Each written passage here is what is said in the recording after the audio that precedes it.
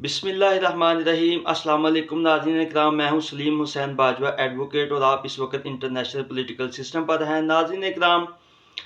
जो law of contract है ये बड़ा ही इम्पॉर्टेंट टॉपिक बनता जा रहा है और चूँकि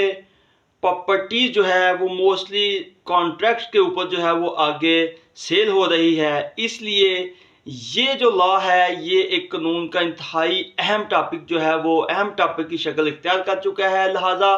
आज की जो लेटेस्ट जजमेंट मैं आपके साथ डिस्कस करने जा रहा हूँ ये बड़ा ही अहम फैसला honourable supreme court of Pakistan का है। बड़ी लेटेस्ट जजमेंट है। ये जजमेंट है 2023 SCMR, पेज है 378। आज हम तफसीली इस जजमेंट के ऊपर आपके साथ तबादला ख्याल करेंगे और तफसीली इस जजमेंट के ऊपर आपके साथ गुफ्तगू करेंगे कि जो कॉन्ट्रैक्ट लॉ है उसकी इसके अंदर मजीद इंटरप्रटेशन की कर दी गई है और मजीद वजाहत कर दी गई है। और बिटवीन द टू पार्टीज जो एक एग्रीमेंट होता है, जो एक कॉन्ट्रैक्ट तहरीर होता है, अगर कोई पार्टी जो है वो उसकी तकमील नहीं करती तो उसके बाद जो है ऐसी पार्टी जो उसको तकमील करवाना चाहती है उसके पास क्या रेमेडी है, ये सारी चीज़ें इसके अंदर डिस्कस करेंगे। और ये भी डिस्कस करेंगे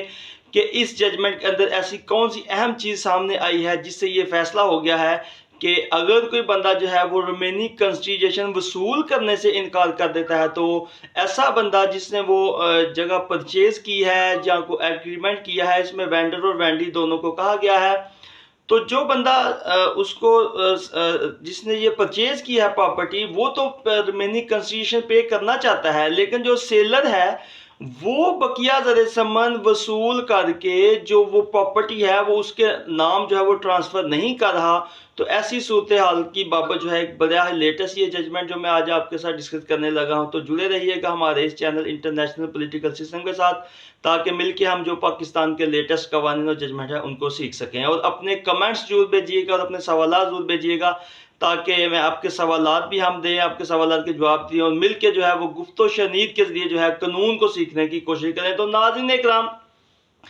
आज की जो जजमेंट है 2023 SCMR, पेज है 378, इसमें दो बंदे जो है वो आपस में एक एग्रीमेंट, एक कॉन्ट्रैक्ट जो है वो तहरीर करते हैं और उस एग्रीमेंट के तहत उनकी आपस में एक डेट जो है वो तय पाती है। उस डेट तक जो है वो बकिया ज़र समन जो है वो खरीदार ने अदा करना होता है और जो परचेजर होता है इस प्रॉपर्टी का वो जो डेट तय हुई होती है मबैन फ्रीकन इस एग्रीमेंट, इस कॉन्ट्रैक्ट के अंदर, उस डेट के ऊपर जो है वो बकिया सारी ज़र समन के पे आर्डर जो है वो तैयार करके तो उसको जो वेंडर है उसको वो देता है, सेल करने वाले को देता है कि ये आपकी बकिया ज़र समन है, ये आप वसूल करो, उसके बाद ये प्रॉपर्टी जो है वो मेरे नाम पे ट्रांसफ़र करो। लेकिन जो सेलर है वो ये कहकर बकिया ज़र समन जो है वो वसूल करने से इनकार कर देता है कि चूंकि ये जो पे ऑर्डर थे ये किसी थर्ड बंदे के नाम के जो है वो तैयार करके उसको दे रहा था खरीदार, तो वो ये कह के इनकार कर देता है कि आप अपने नाम के जो है वो पे ऑर्डर जो है वो मुझे दो, बसूरत दिग्गत मैं ये पे ऑर्डर वसूल नहीं करूँगा, जो उसने अपनी रिटर्न स्टेटमेंट में ये डिफेंस लिया था। अब ट्रायल कोर्ट में इस केस का जो है वो ट्रायल होता है, जो स्पेसिफिक परफॉर्मेंस ऑफ एग्रीमेंट का दावा दायर किया जाता है खरीदार की तरफ से। उसके बाद अब चूंकि लेटेस्ट लॉ जो है वो सेटल हो चुका है कि जो खरीदार है अगर वो कोर्ट में स्पेसिफिक परफॉर्मेंस ऑफ एग्रीमेंट का दावा दायर करेगा तो वो बकिया ज़र समन जो है वो कोर्ट के ऑर्डर के मुताबिक जो है वो कोर्ट में जमा करवाएगा। ऐसा ही इस केस के अंदर भी हुआ, जो रिमेनिंग कंसिडरेशन थी वो सारी की सारी जो है वो कोर्ट में जमा करवा दी गई। उसके बाद इसमें एविडेंस हुई और अदालत ने तकमील माहदा मुख्तस का ये दावा जो है वो डिग्री फरमा दिया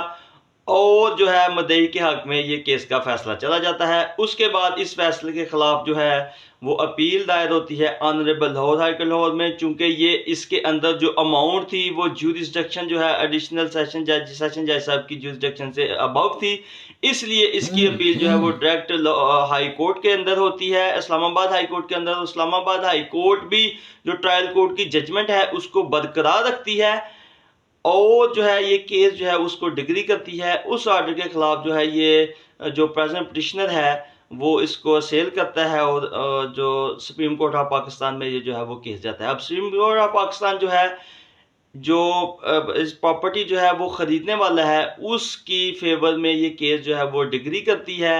और इसमें कई एक जो है अहम चीज़ें जो है वो डिस्कस करती है इस जजमेंट के अंदर। चूँकि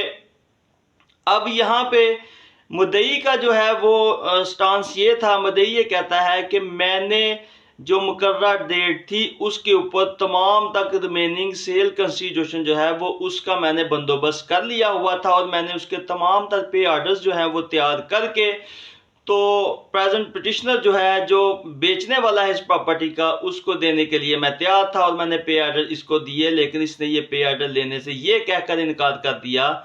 कि ये भी, हालांकि स्टांस जो है ये जो डिफेंस जो है ये डिफेंडेंट का था, वो अपने रिटन स्टेटमेंट में ये डिफेंस लेते हैं कि हमें चूंकि किसी थर्ड बंदे के नाम के पे ऑर्डर दिए जाते जो कि अननोन बंदा है, इसलिए हमने ये पे ऑर्डर जो है वो वसूल नहीं किए। लिहाजा जो मदई है इसने विद इन टाइम जो है वो अपनी ज़िम्मेदारी जो है वो पूरी नहीं की, अपनी परफॉर्मेंस पूरी नहीं की, हमें पैसे अदा नहीं किए और प्रिपेयर करते हैं कि इसका दावा जो है वो खारिज फरमाया जाए। लेकिन जो मदई है वो अपना जो मौक़िफ़ है वो साबित करने में कामयाब हो जाता है, क्योंकि इसके जो दीगर फैक्ट्स केस के ये हैं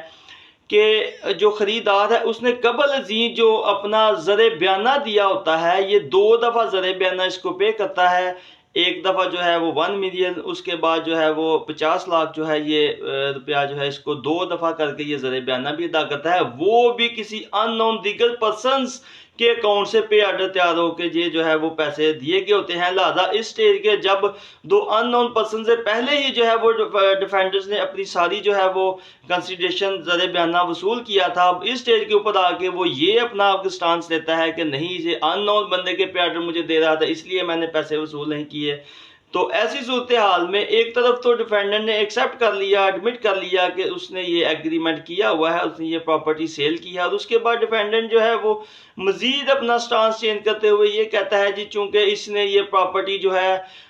जो ये मुआहदा है इसकी तकमील से कबल ही किसी दिगर बंदे को सेल कर दी थी, लिहाजा अब इसलिए मैंने इसके साथ ये एग्रीमेंट पूरा नहीं किया। लेकिन अगर जो honourable supreme court of Pakistan है उसने इस जजमेंट के अंदर ये भी जो है वो तय कर दिया है कि एग्रीमेंट के अंदर चाहे लिखा हो या ना लिखा हो कि वो बंदा जो है वो आगे प्रॉपर्टी सेल कर सकता है, अगर वो बंदा जो है जब उसने परचेज कर ली है लेकिन उसका जो मुआहदा है अभी पीछे पार्टी के साथ जो है वो कंप्लीट नहीं भी हुआ, तो बैक टू बैक एग्रीमेंट जो है वो कर सकता है। इसमें कोई ऐसी कदगन नहीं है कि वो बैक टू बैक एग्रीमेंट ना कर सके। असल जो होता है कि उसने जो रिमेनिंग कंसिडरेशन है वो विद इन टाइम जो है वो पे करनी थी। अब वो रिमेनिंग कंसिडरेशन के तमाम तो उसने पे ऑर्डर तैयार किए थे, वो पे करने के लिए तैयार था। तो इस तरह